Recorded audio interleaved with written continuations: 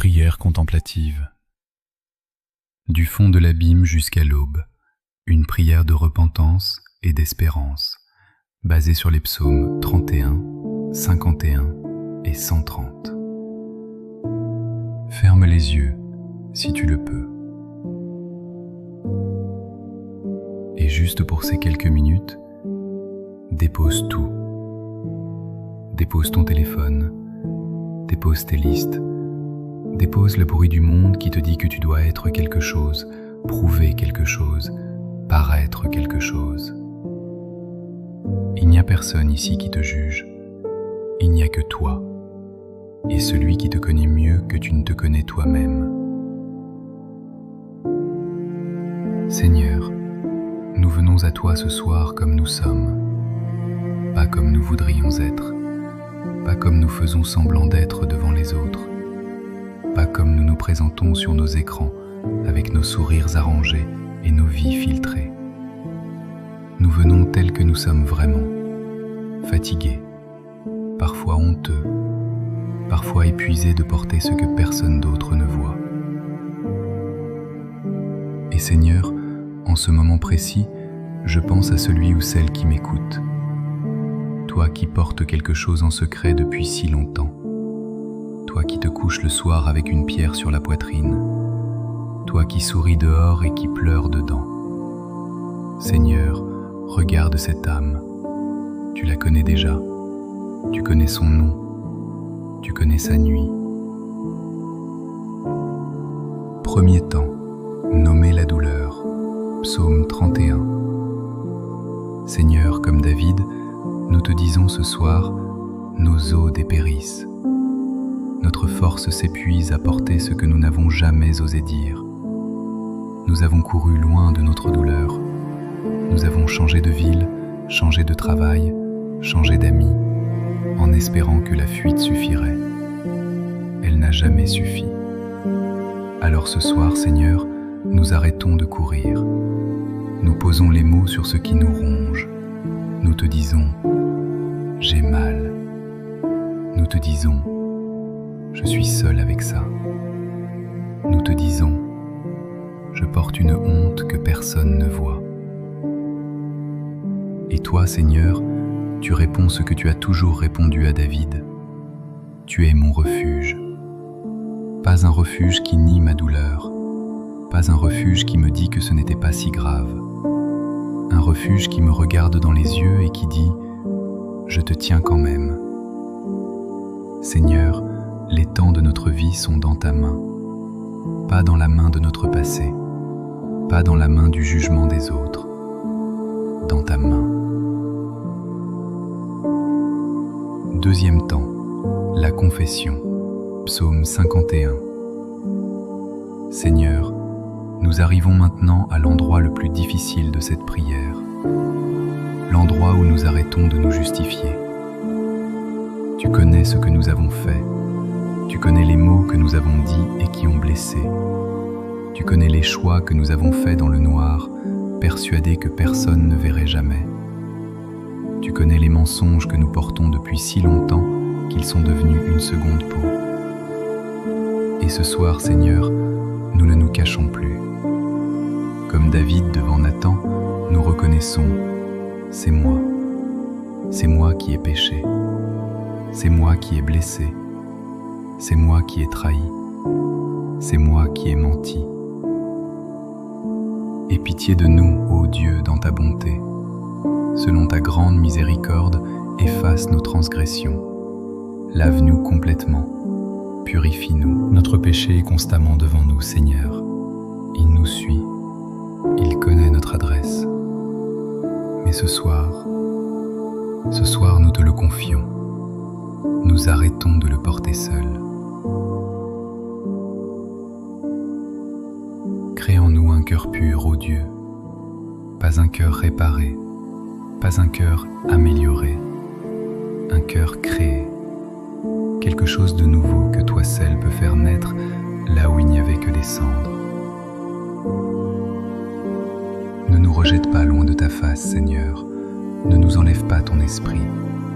C'est la seule chose dont nous avons vraiment peur ce soir, être loin de toi.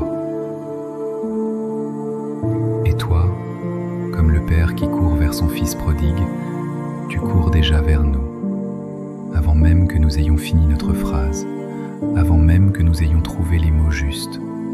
Tu cours. Troisième temps, le cri des profondeurs. Psaume 130. Seigneur, du fond de l'abîme, nous t'invoquons. Nous ne te crions pas depuis la rive comme si tout allait déjà bien. Nous te crions depuis l'eau, depuis le milieu de la tempête, depuis l'endroit où nous sommes encore ce soir, en ce moment précis. Si tu gardais le souvenir de nos fautes, Seigneur, qui pourrait subsister? Personne, pas nous, pas un seul d'entre nous. Mais le pardon se trouve auprès de toi, pas dans nos efforts, pas dans notre performance religieuse, pas dans notre image publique soigneusement construite. Auprès de toi, c'est là qu'il habite, c'est là qu'il nous attend. Seigneur, notre âme t'attend, plus qu'un veilleur de nuit ne désire le matin. Oui, plus qu'un veilleur de nuit ne désire le matin. Nous sommes fatigués, Seigneur. Certains d'entre nous attendent l'aube depuis des années. Mais ce soir, rappelle-nous cette vérité que David portait dans son cœur. L'aube vient, elle vient toujours. Toi, Éternel, tu délivreras de toutes nos iniquités. Pas certaines, toutes. Quatrième temps, pour toi qui écoutes. Seigneur, je veux maintenant prier spécifiquement pour celui ou celle qui est encore là, qui écoute encore ces mots. Si tu as 17 ans et que tu te sens seul dans tes choix, dans ta confusion, dans cette honte que tu n'oses dire à personne, Seigneur, rejoins-le maintenant. Rappelle-lui que la repentance n'est pas une défaite.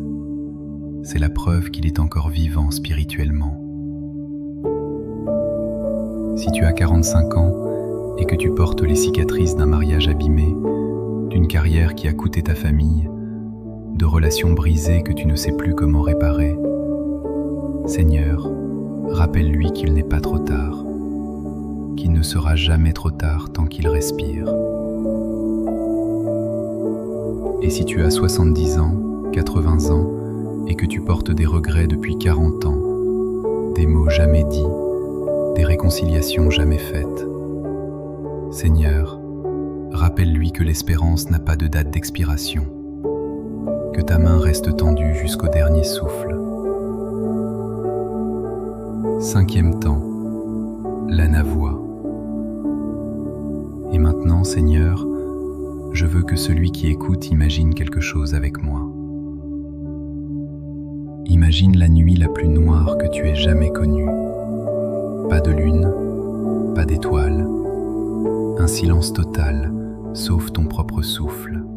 Et dans cette nuit, une voix, douce, qui connaît ton prénom. Une voix qui ne dit pas « Comment as-tu pu ?», mais qui dit « Je suis là, je t'ai vu, je t'attendais ». Cette voix, Seigneur, est la tienne, plus réelle que notre honte, plus réelle que nos doutes, plus réelle que toutes nos nuits sans sommeil réunies. Tu as envoyé ton Fils, Jésus-Christ, pour être lui-même la réponse à notre question la plus désespérée. Il a porté le registre de nos fautes sur la croix. Il l'a scellé avec son sang. Il est le grand veilleur qui a traversé la nuit de la mort pour que notre aube, à nous, soit certaine. Sixième temps, la prière de retour. Seigneur, pour celui qui veut ce soir te dire ces mots simplement, laisse-le les répéter avec moi, doucement, dans son cœur. Aie pitié de moi, ô Dieu, car je reconnais mes transgressions.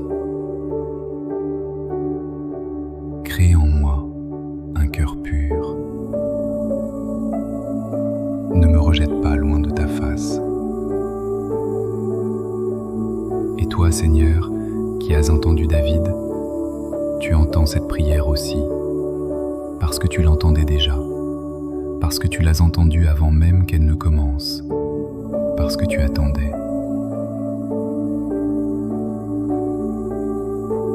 Septième temps, l'aube est là. Seigneur, nous te remercions parce que ta grâce est plus réelle que toutes nos nuits, parce qu'aucune crise, aucune génération, aucune époque ne peut l'effacer, parce qu'elle est gravée dans l'éternité. Du fond de l'abîme, nous t'avons invoqué, et tu réponds. Tu as toujours répondu. Alors maintenant, Seigneur, nous te demandons une dernière chose. Donne à celui qui écoute la force de se lever. Pas parce que ses circonstances ont changé, pas parce que sa douleur a disparu, mais parce qu'il a entendu ce soir quelque chose qu'il n'oubliera plus. Que ta paix, cette paix qui dépasse toute intelligence, garde son cœur et ses pensées. Que ta présence reste avec lui en sortant de cette prière, dans sa nuit, dans sa journée, dans chaque heure qui suivra. Nous te le demandons au nom de Jésus-Christ. Amen.